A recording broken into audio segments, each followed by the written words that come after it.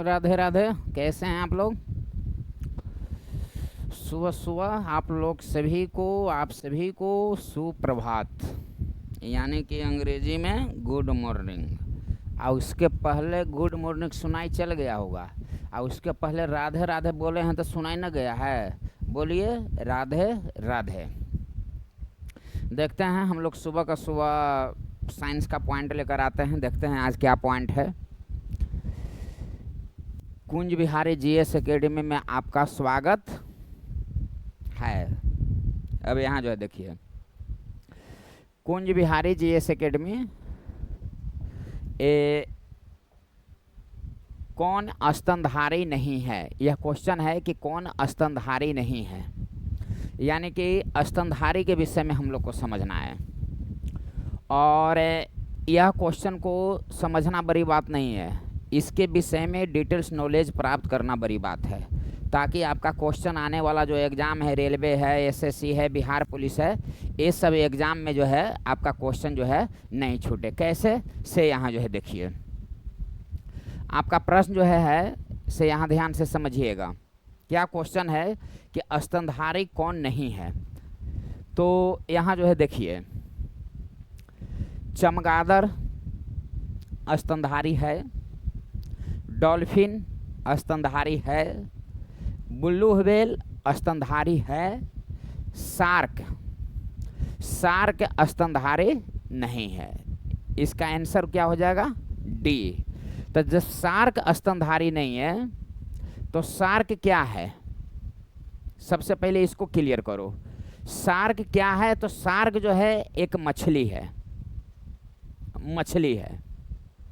Shark क्या है? तो शार्क एक मछली है। ये हम लोग जो है जान गए। बताओ आप लोग, मछली का अध्ययन एक्थोबोलॉजी, मछली पालन का अध्ययन पिसीकल्चर, मछली का गंध हाइड्रोजन सल्फाइड के कारण, अंडा का गंध हाइड्रोजन सल्फाइड के कारण, पीतल का रंगहीन होना हाइड्रोजन सल्फाइड के कारण, चांदी का रंग काला हो जाता है ओजोन गैस के कारण। यहाँ पर देखिए कि शार्क मछली है। अब यहाँ पर देखना है कि शार्क मछली है तो क्वेश्चन दे देता है कि इसमें हड्डियों की संख्या कितनी होती है। तो शार्क मछली है तो इसमें हड्डियों की संख्या होती है 0।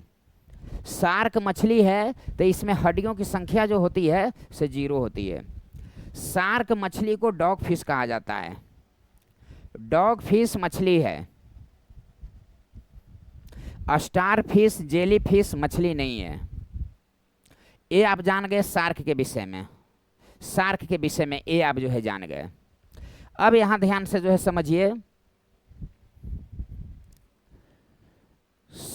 समुद्री सिंह,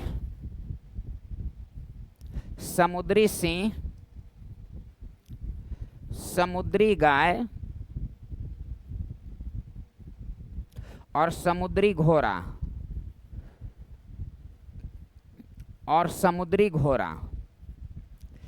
यह तीनों जो है एक ही समुद्री सब है। तो समुद्री घोड़ा क्या है? तो समुद्री घोड़ा मछली है। लेकिन समुद्री सिंह और समुद्री गाय क्या है? तो यह एक स्तनधारी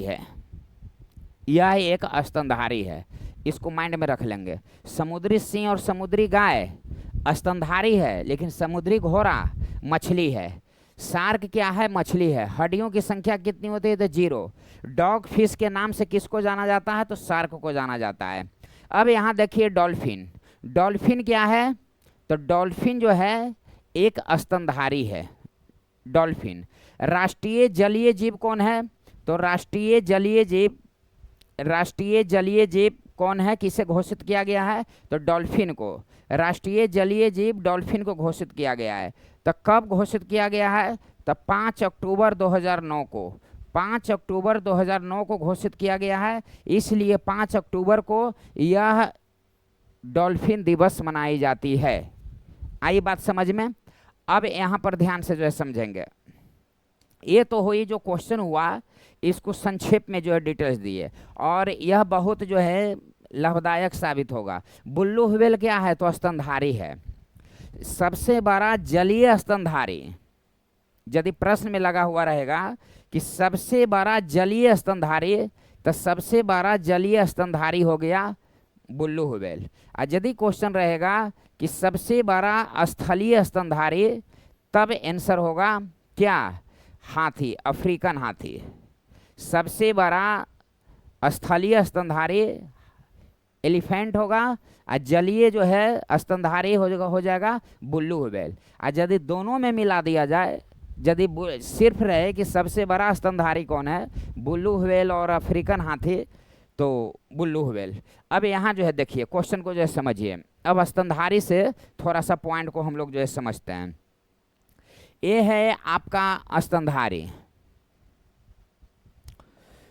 कुंज बिहारी हमारी शान है और हम कुंज बिहारी की जान है। यह है आपका स्तनधारी, यहाँ ध्यान से समझिएगा।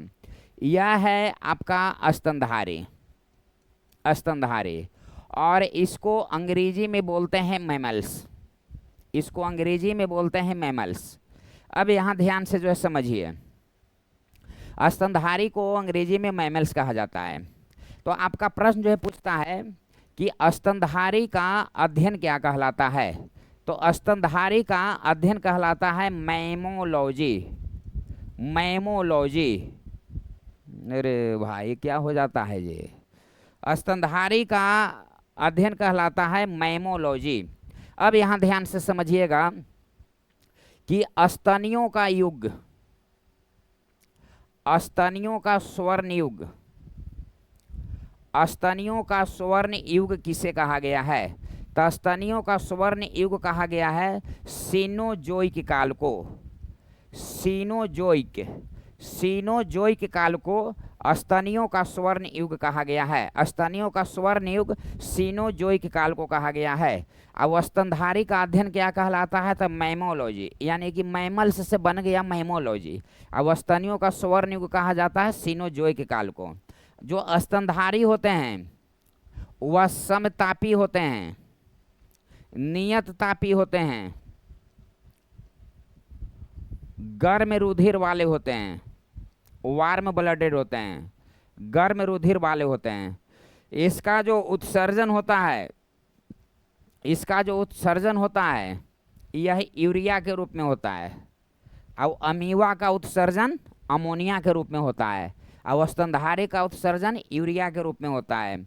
यह जो श्वसन करता है यह फेफड़ा से श्वसन करता है, फेफड़ा से श्वसन करता है। ध्यान से समझिएगा, इसको आगे जो है नोट कीजिए। स्तनधारी का अध्ययन मैमोलॉजी, स्तनियों का स्वर्ण युग किस काल को कहा जाता था, सीनोजोइक काल को। स्तनधारी समतापी होते हैं, नियत तापी होते हैं, गर्म रुधिर वाले होते हैं। स्तनधारी का उत्सर्जन यूरिया के रूप में होता है, इसका जो श्वसन होता है वह फेफड़ा के माध्यम से होता है। अब यहाँ जो है नेक्स्ट नंबर जो है देखिए, आपका प्रश्न जो है पूछता है, क्या पूछता है कि स्तनधारी, स्तनधारी, यहाँ ध्यान से समझिए, स्तनधारी की जो हृदय चैम्बर होते हैं, स्तनधारी का जो हृदय कोष्ठक होते हैं वह स्तनधारी का हृदय कोष्ठक 4 होते हैं, 4, दिमाग में रखिएगा। और स्तनधारी का जो हृदय चैम्बर होते हैं 4 होते हैं। और पक्षी का भी जो होता है, पक्षी का भी जो होता है से 4 होता है, दिमाग में आप रखेंगे। लेकिन सरीसृप, सरीसृप और उभयचर, उभयचर, ये दोनों का हृदय जो चैम्बर होता है से 3 होता है। जैसे में मेढक, मेढक क्या है तो उभयचर है, एम्फीबिया है, जो जल और थल दोनों में रहता है। तो यह मेढक, मेढक का हृदय चैम्बर के गो हो गया, 3 गो हो गया। सांप, सांप क्या है तो यह सरीसृप है, सरसरा के भागता है, तो 3। छिपकली, छिपकली क्या है तो सरीसृप है, सरसरा के भागता है, तो इसमें हृदय चैम्बर के गो हो गया, 3 गो हो गया। अब यहाँ पर देखिए, अब यहाँ पर जो है समझने की कोशिश कीजिए। जैसे में मगरमच्छ, तो मगरमच्छ आपको दिमाग में आ रहा होगा कि आई गुरुजी, मगरमच्छ तो सरीसृप है, तो इसके हृदय चैम्बर 3 होना चाहिए। मगरमच्छ, घड़ियाल, घड़ियाल। आए गुरुजी, घड़ियाल तो जो है सरीसृप है, तो इसका हृदय चैम्बर होना चाहिए 3, तो नहीं, ये 3 नहीं, यह जो है मगरमच्छ का और घड़ियाल का हृदय जो चैम्बर होता है से 4 होता है, और स्तनधारी का 4, पक्षी का 4, मगरमच्छ का, घड़ियाल का 4 होता है। कॉकरोच का हृदय चैम्बर के गो होता है जी? कॉकरोच का होता है 13 गो। केंचुआ का के गो होता है जी? केंचुआ में आ है तो आ से हो गया 8 गो। केंचुआ में क्या नहीं होता है जी? नेत्र नहीं होता है केंचुआ में। केंचुआ में किस में हीमोग्लोबिन का विलय हो जाता है? तो केंचुआ में। केंचुआ के रक्त के किस भाग में? तो प्लाज्मा में हीमोग्लोबिन का विलय हो जाता है। और नेत्र केंचुआ में नहीं होता है, किसान का मित्र कहा जाता है अर्थबार में। यानी कि केंचुआ जो है में 8 जो है हृदय चैम्बर होते हैं। हाइड्रा में रक्त नहीं होता है किंतु श्वसन करती है। तो सरीसृप, उभयचर, मगरमच्छ, घड़ियाल में 4 गो, ये सब में 3 गो, ये सब में 4 गो। अब यहाँ जो है ध्यान से समझिए, अब आपको क्वेश्चन क्या देता है से जो है समझिए। अब यहाँ पर प्रश्न है कि स्तनधारी तो बहुत सारे हैं, एकदम सही बात है, इसमें कोई जो है दिक्कत नहीं है। तो स्तनधारी जब बहुत सारे हैं तो उसको कितने भागों में बांटा गया है? तो यहाँ जो है समझने की प्रयास थोड़ा सा कीजिए कि स्तनधारी को, मैमल्स को, मैमोलॉजी इसका अध्ययन कहलाता है, इसको 3 भागों में बांटा गया है, दिमाग में रखिएगा। प्रोटोथीरिया, दूसरा भाग है मेटाथीरिया, ये है यूथीरिया। तो प्रोटोथीरिया के अंतर्गत कौन कौन आता है? तो प्रोटोथीरिया के अंतर्गत वैसा जीव आता है जो अंडा देता है, बच्चा नहीं, अंडा देता है सिर्फ। मेटाथीरिया के अंतर्गत कौन आता है? जो अपरिपक्व बच्चा को जन्म देता है, परिपक्व नहीं, अपरिपक्व बच्चा को जन्म देता है। यूथीरिया के अंतर्गत कौन आता है? तो यूथीरिया के अंतर्गत आता है जो परिपक्व बच्चा को जन्म देता है, तो अंडा जो देता है हुआ क्वेश्चन देता है निम्नलिखित में से कौन अंडा देता है, बच्चा नहीं। तो उसमें आप विकल्प में देखे होंगे एकिडना, दिमाग में रखिएगा। एगो दिमाग में रखिएगा डक बिल्ड प्लेटिपस, यह एकमात्र विषैली स्तनी है, विषैली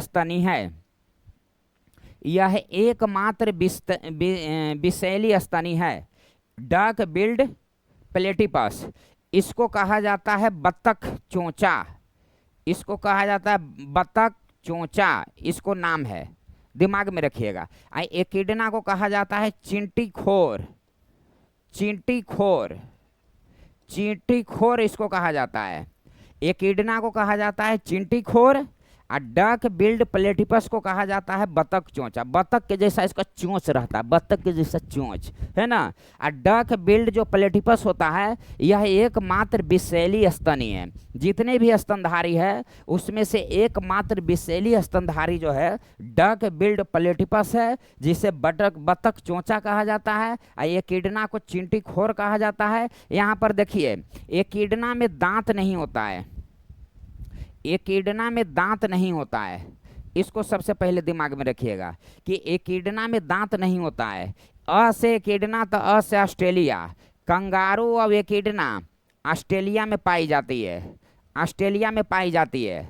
और प्रश्न देता है कि कौन अंडा देता है, बच्चा नहीं। तो उसमें ज़्यादातर विकल्प आप देखे होंगे एकिडना, कौन अंडा देता है, बच्चा नहीं। तो ज़्यादातर आप विकल्प देखे होंगे एकिडना। तो एकिडना में दांत नहीं होता है, यह ऑस्ट्रेलिया में पाई जाती है, और यह चींटी खोर इसको कहा जाता है। और डक बिल्ड प्लेटिपस एकमात्र विषैली स्तनी है, इसको बतख चोंचा कहा जाता है। अब देखिए, अपरिपक्व बच्चा को कौन जन्म देता है? तो अपरिपक्व बच्चा को जन्म देता है कंगारू ऑस्ट्रेलिया में, और एकिडना भी ऑस्ट्रेलिया में पाई जाती है। अपरिपक्व बच्चा को जन्म देता है कंगारू। क्वेश्चन देता है कि निम्नलिखित में से कौन अपरिपक्व बच्चा को जन्म देता है? तो कंगारू। अब यहाँ ध्यान से समझिएगा, एक होता है आपको मार्सुमियल, एक होता है मार्सुपियल। ये जो मार्सुपियल क्या है से समझिए। यह मार्सुपियल नामक थैली में, मार्सुपियल नामक थैली के अंदर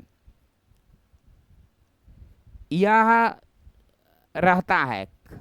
कंगारू जो है रहता है मार्सुपियल नामक थैली के अंदर, और यह अपरिपक्व रूप में रहता है। यानी कि कंगारू, यानी कि अपरिपक्व बच्चा जन्म देती है कंगारू, और कंगारू जो जन्म देती है उसका जो बच्चा जो होता है वह मार्सुपियल थैली के अंदर जो है सुरक्षित रहता है, और अपरिपक्व बच्चा वहीं से जन्म दे देता है मार्सुपियल नामक थैली के अंदर से। तो इसको आप दिमाग में रखिएगा। यूथेरिया के अंतर्गत आप जानते हैं जो परिपक्व बच्चा को जन्म देता है, गाय, भैंस, मनुष्य, ये सब, यानी कि मनुष्य जो है यूथेरिया स्तनधारी है। मनुष्य जो है यूथेरिया स्तनधारी है।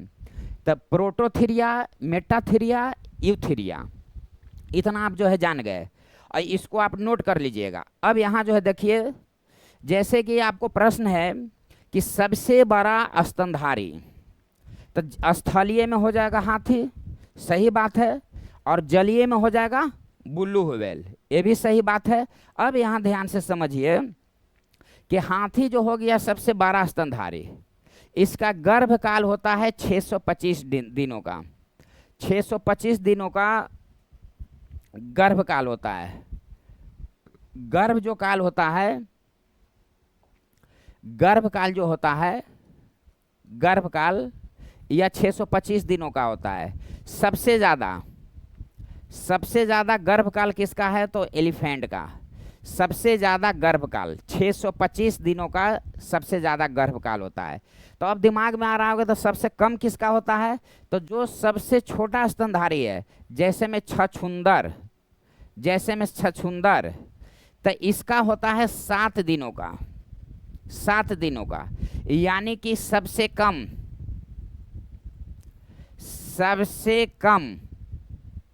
दिनों का गर्भकाल किसका होता है? तो छछूंदर का। सबसे छोटा स्तनधारी कौन होता है? सॉरी भाई, तो हनी सब न छिकाऊं। सबसे छोटा स्तनधारी न, सही बात है, हम छींक लिए छतन जी, विष्णु जी, तो नहीं सब न छिकाऊं, बिना छींक ले रहा हूँ। छछूंदर, हाथी का हो गया 625 दिन, छछूंदर का हो गया 7 दिन। सबसे कम समय छछूंदर का, और सबसे ज़्यादा गर्भकाल 625 दिन। आपका प्रश्न जो है दे देता है, कई जगह प्रश्न पूछा हुआ है कि मनुष्य, बंदर, गाय, ये जो तीनों का जो होता है 280 दिनों का होता है। 280 डेज का होता है ये तीनों का। अब इसी में लगा दीजिए भैंस, तब भैंस का 20 दिन अधिक हो जाता है, 300 दिनों का हो जाता है भैंस का हो जाता है 300 दिनों का।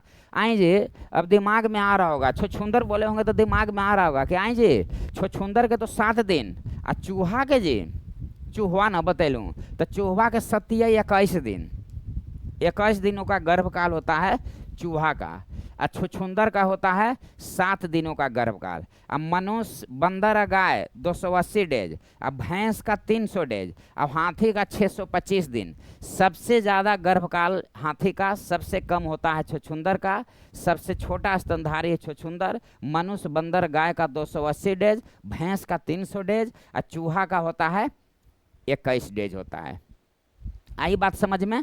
इसको आप नोट कर लेंगे। अब यहाँ जो है देखिए, नेक्स्ट नंबर जो है देखिए, कुंज बिहारी हमारी शान है और हम कुंज बिहारी की जान हैं, क्योंकि कंटेंट ही हमारा, न बोलबा तो न बोला। अब यहाँ जो है देखिए, जितना भी स्तनधारी है, स्तनधारी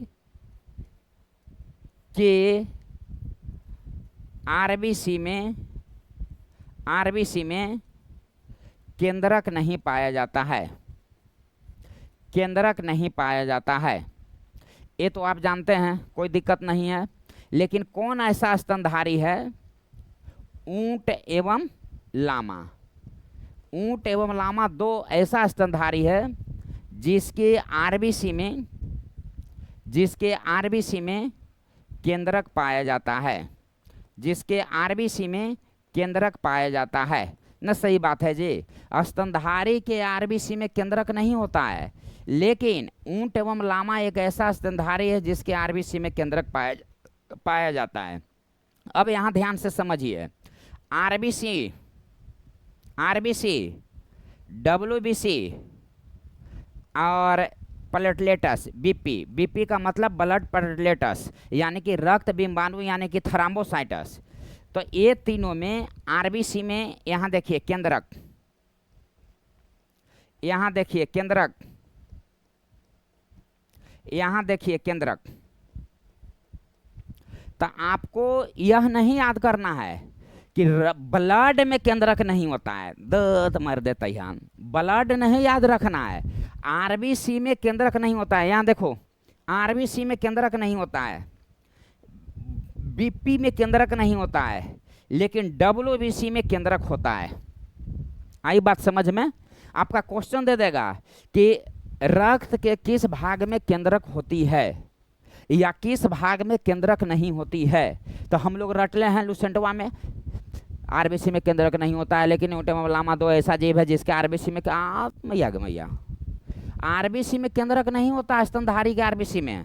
तो यहाँ तो है कि आरबीसी में केंद्रक नहीं होता है, अब प्लेटलेटस में केंद्रक नहीं होता है। ये क्वेश्चन को याद रखो, भीड़ से अलग हो जाएगा। ये तू जानता है, तोर वाला भी जानता है। तो आरबीसी में केंद्रक नहीं होता है, प्लेटलेटस में केंद्रक नहीं होता है, और डब्ल्यूबीसी में केंद्रक होता है। आइए बात समझ में। ये स्तनधारी के विषय में थोड़ा बहुत था, इसको आप नोट कर लीजिएगा, प्रश्न आपको न छूटने की संभावना रहेगी। इसी तरह से प्रत्येक सुबह लेकर साइंस का पेपर आते हैं, रेलवे हो, एसएससी हो, बिहार पुलिस हो, दरोगा हो, बीपीएससी हो, कोई भी पीसीएस हो, उसको एग्ज़ाम को देखते हुए, क्योंकि हम एग्ज़ाम निकाल चुके हैं भाई, मुसाफिर हैं, चलता रहूँगा, पथ पर चलने में माहिर बन जाऊँगा, या तो मंजिल मिल जाएगी या अच्छा मुसाफिर बन जाऊँगा। आई बात समझ में। अब मिलते हैं नेक्स्ट वीडियो में।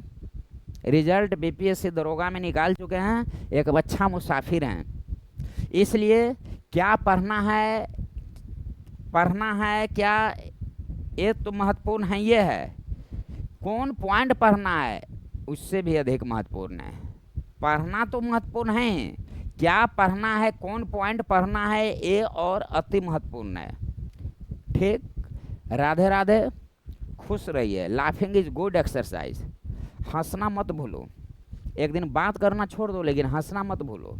हंसना जो है भूला, याददाश्त क्षमता कमज़ोर, ये बताएंगे कंप्लीट नहीं होगा, इसलिए हंस हे। चलो राधे राधे, नेक्स्ट वीडियो में मिलते हैं।